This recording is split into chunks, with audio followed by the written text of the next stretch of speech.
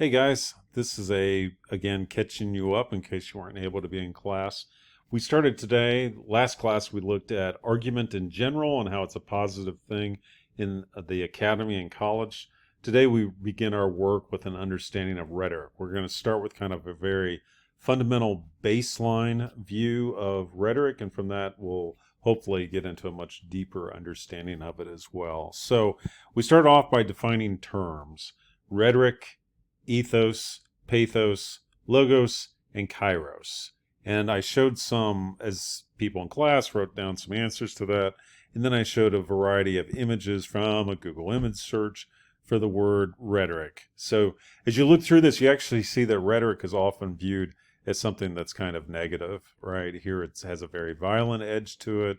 Here is where it's considered as word vomit. Here is where words are being used to attack one another. In particular, those are expletives deleted, so it's cussing that's going on. But not all images are negative. This is one from quite a while ago. I don't know who these folks are, but rhetoric here is not a negative. Perhaps it's a minister or some sort of teacher, might be some sort of civil servant or royalty. I'm not sure. Someone with art history could do a much better job of interpreting that. But you have the people that are paying attention. I know the quality of that picture isn't that great. But again, we return to more negative images of rhetoric. Here it is. There's information on the left and there's rhetoric on the right, so those two are not viewed as the same thing. Teddy Roosevelt said that rhetoric is a poor substitute for action. Teddy Roosevelt said that rhetoric here, it's a slam on rhetoric, and yet Teddy Roosevelt was excellent at rhetoric. If you view rhetoric as being at least in part eloquence, then he was quite an eloquent person. This was an image that we spent some time on debating whether or not this is a positive, a negative, or a neutral image of rhetoric. And so you might just stop there and think about this. Whatever your gut reaction is, and people react differently to this image, you might try to make the case for the opposite of your gut reaction. So if you look at this and think this is a negative and this person is being fake and he's wearing masks, you might think about it in a more positive way of how he's trying to reach an audience, and he's trying to think of what his audience needs, and so he's adapting himself to that. Here's a bizarre image as well, because it's got some little hippie Lego dude on the left and sorry pieces, and we discussed whether we should view this as negative, positive, or neutral. It just seems to me to be perhaps a more neutral depiction of a message getting across and people understanding a message perhaps differently. I'm not sure. The color of the little play pieces at the bottom matches the color of the message. I'm not entirely sure how to render that. Actually, I've done all of this without defining any of these terms, but now it's time to define them. So rhetoric is the art of persuasion. Aristotle, who is one of the key figures in the theoretical study of rhetoric in the Western tradition, this is his definition. It's a key definition. He says, let rhetoric be defined as the ability in each particular case to see the available means of persuasion. So if you're looking for a synonym for rhetoric, it is persuasion. That's about as good as you're going to get, at least in this tradition. It's the one that I go with. It's an easy one to remember and it works. And he says rhetoric is the ability to see the available means of persuasion. So whenever you're needing to persuade, rhetoric is this ability to see everything that's available to you that you can use to persuade in that particular moment. Whether it be in a speech or a piece of writing, doesn't matter. It's about finding persuasive means of talking or writing or communicating to other people. Cicero has a great statement.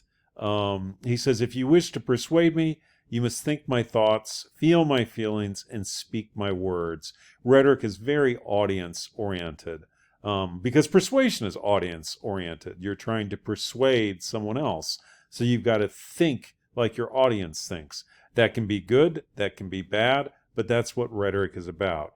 Now, when you start thinking about the topic of persuasion, you have to come to grips with the fact that persuasion is incredibly difficult. This is Uncle Tom's Cabin. It was a bestseller when it came out in the 1850s.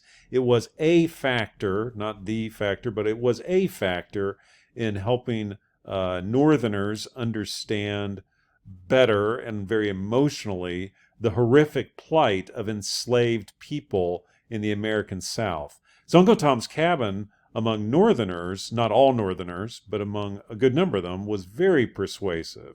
But it wasn't as persuasive here in the American South because the book just wasn't read here like it was read in the American North. So Uncle Tom's Cabin was persuasive to some and not persuasive to others. It's not persuasive to us now, perhaps, because we don't read it. And so this bestseller of the 1850s is not the bestseller today. Although I will tell you, it's a great novel. It's not a perfect novel, but it's a great novel. So anyhow, what's persuasive changes over time. It varies by culture. Different groups are persuaded by different figures. You have here then President Obama, and then Governor Romney, who's now Senator Romney from Utah.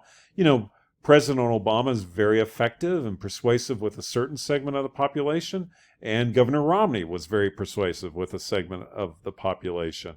But not everyone likes either one of these two gentlemen. So it just varies. Even within the same, making the same point again, within the same culture, people respond differently. Some people love Tom Brady and they'd go hear him talk. Other people don't. We didn't really talk about these figures all that much in class just for time's sake, but these are some of the key characters, some of the key figures in the Western tradition of rhetoric, at least in the early days. There's a lot of people who have helped develop this as a discipline, as a study.